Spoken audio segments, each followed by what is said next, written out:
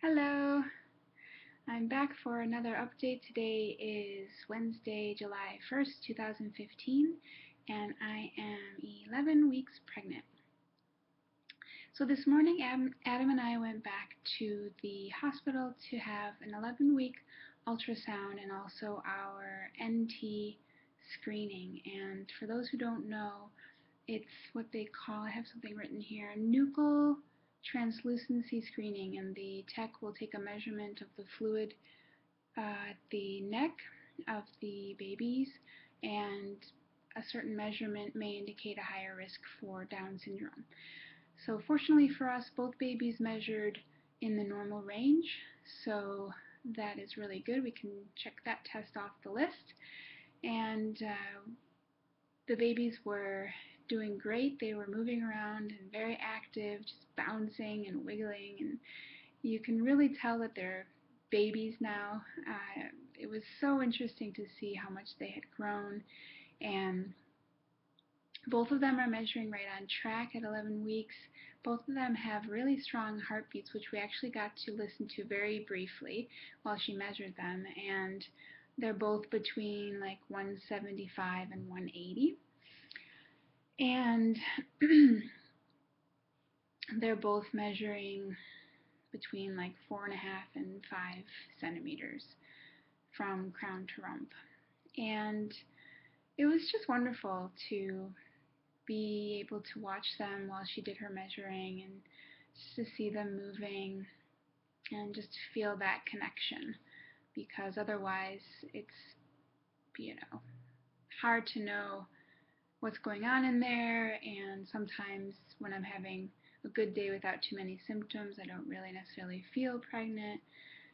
Speaking of symptoms, weeks 10 and 9 and 10 had the same basic symptoms of nausea, queasiness, and fatigue, some irritability, insomnia, and then somewhere between weeks 9 and into 10, I had what I discovered is called pelvic girdle pain. Yeah, PGP. Sounds weird and it feels bad. Basically, I just started to feel pain in my right butt cheek, and kind of like a nerve pain when I would get up from a seated position, get out of bed, even when I was walking.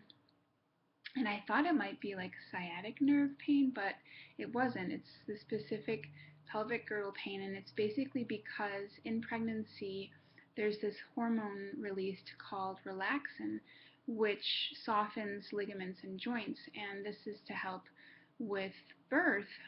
It allows the pelvis and the joints in that area to soften and allow the baby to come through the birth canal. But in the meantime, it can make my pelvis unstable at certain times, and that's where the joint pain comes in. So I definitely experienced that. Not so much now that I'm in week 11, but I'm sure I haven't seen the last of that. And yeah, the nausea comes in strong waves on some days, and other days it's much less and much more tolerable. I have had some days where I've just felt really, really crappy, and really nothing will help except just sleeping, basically. And, exhaustion and nausea for me are linked.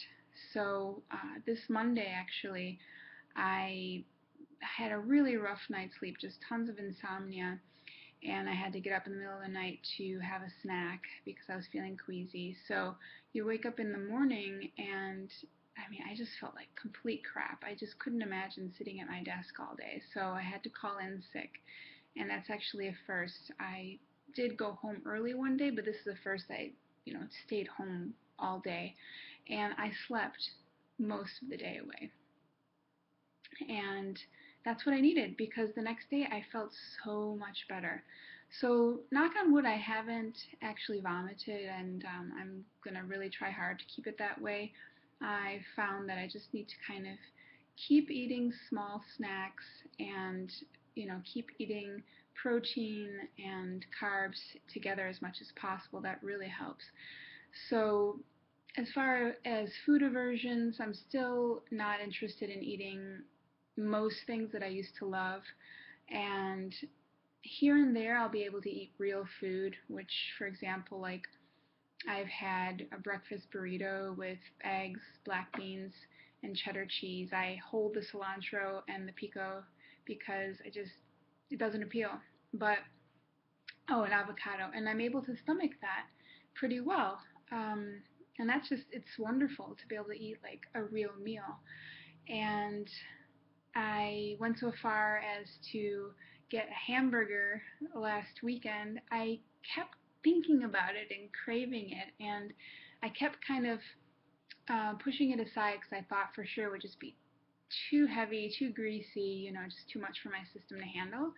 And so what I did was I went online and I looked up images of hamburgers from all my favorite hamburger joints, and it looked really appetizing. So I took that as a clue that maybe I could handle it, and sure enough, I scarfed it down. It was fantastic.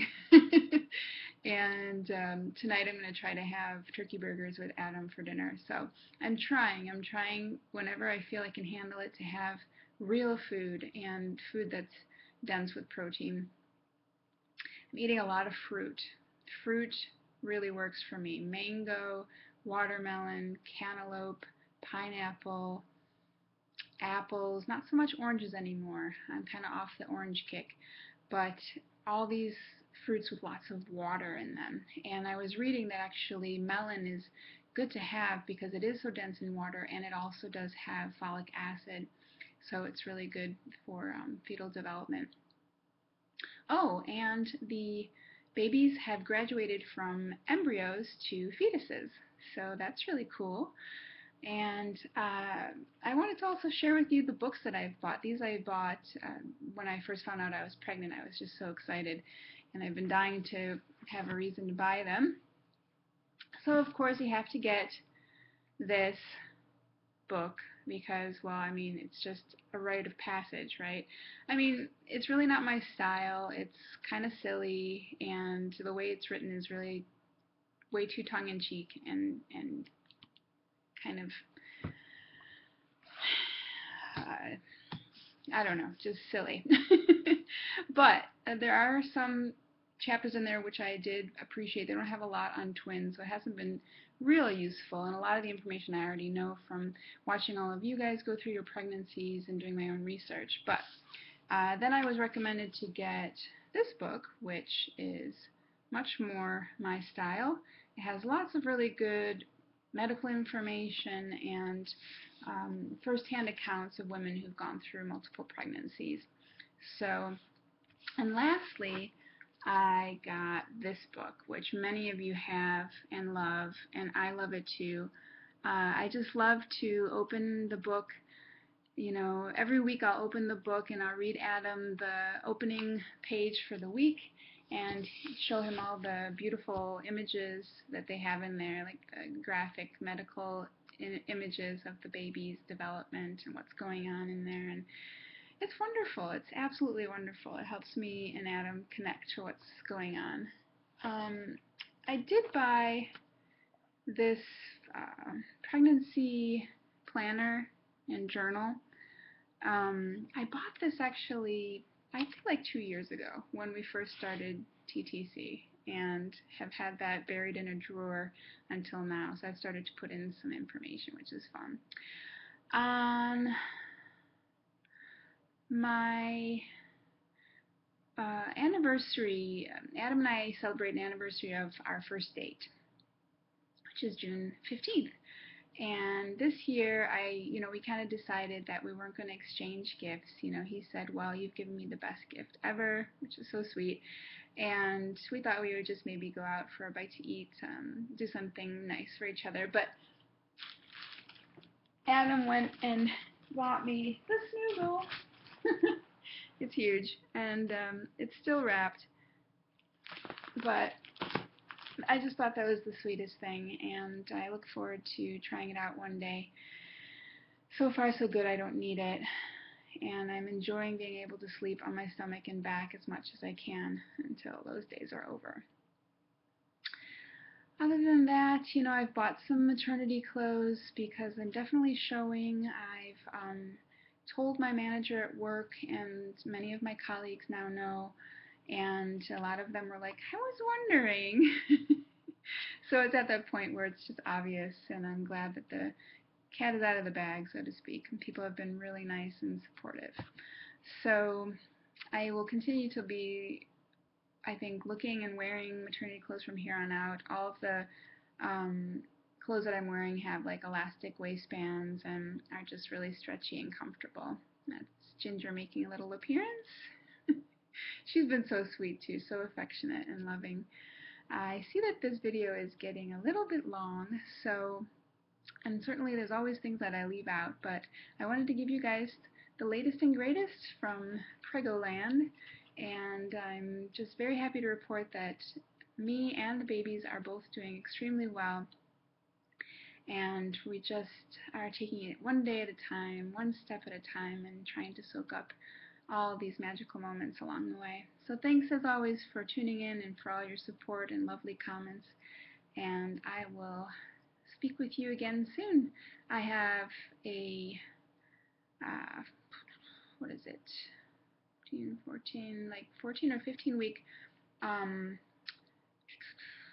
appointment with my high-risk doctor again, so that's like in the middle of the month, so I'm sure I'll come back around that time and let you know how that goes. And the blood test that I took today for the genetic screening should come back in about 2 weeks time as well, so stay tuned for more fun, and I hope you all have a wonderful holiday weekend. Goodbye!